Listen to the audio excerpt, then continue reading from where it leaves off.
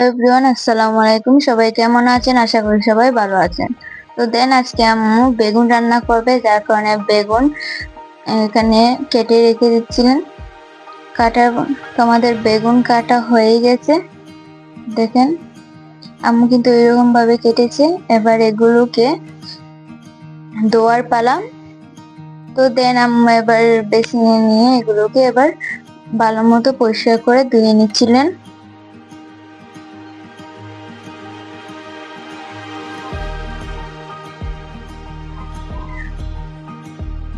তো ধোয়ার পর আম্মু পানিগুলো এক সাইড দিয়ে ফেলে দিচ্ছিলেন, আবার ধুচ্ছিলেন, মানে ভালো করে ধুচ্ছিলেন। একটু ভালো করে মেখে মেখে ধোয়ার পর দেন ধোয়া হয়ে গেছে। তো অন্যদিকে আম্মু ভাত বসাই দিতে চুলায়। সেদিকে ভাতটা হয়েছে, এখন মান নিজানোর পালা।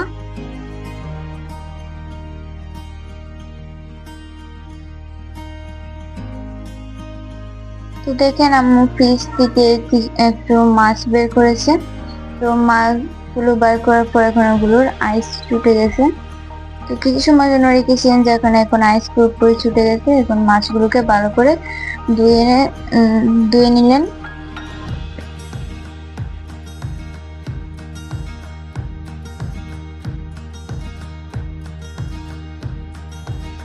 তো দেখেন, আমাদের মাছগুলো দেওয়া হয়ে গেছে। এবারে মাছগুলোকে ভাজার পালা। তো দেখেন, এদিকে আমাদের মাছ ভাজা হয়ে গেছে। মাছ ভাজা হয়ে গেলে এবার কড়াই বসিয়ে দেন, তেল দিয়ে এবার দিয়ে দেবো বেগুনগুলো, যেগুলো আম্মু কেটে রেখেছিলেন। বেগুনগুলো এখন আম্মু ভেজে নিচ্ছিলেন।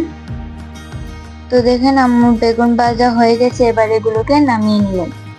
নামানোর পর আমাদের বেগুন ভাজা কমপ্লিট। এবার কড়াইতে তেল দিয়ে দিলেন রসুন, তারপর পেঁয়াজ, তারপর দিলেন আদা বাটা। এবার দিয়ে দিলেন অল্প পরিমাণে পানি দিয়েছেন। তারপর এদিকে একটা বাটিতে নিয়ে নিলেন পরিমাণ মতো লবণ, ধনিয়া গুঁড়া, হলুদের গুঁড়া, মরিচের গুঁড়া। তারপরে পানি দিয়ে প্রত্যেকটা মশলা একসাথে অ্যাড করে মিক্স করে নিলেন। মিক্স করে করার পর এখন কড়াইতে দিয়ে দিলেন। তারপর এগুলোকে ভালো করে কিছু সময় নেড়ে নিলেন। তারপর দিয়ে দিলেন কাঁচামরিচ।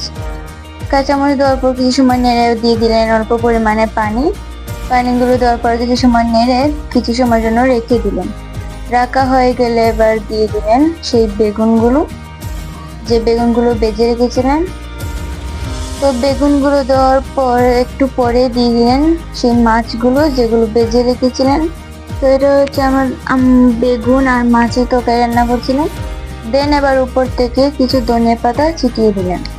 ধনিয়া পাতা দেওয়ার পর আমাদের বেগুন রান্না হয়ে গেছে। তো আজকের ভিডিও এই পর্যন্ত। সবাই ভালো থাকবেন, সুস্থ থাকবেন। আল্লাহ হাফেজ।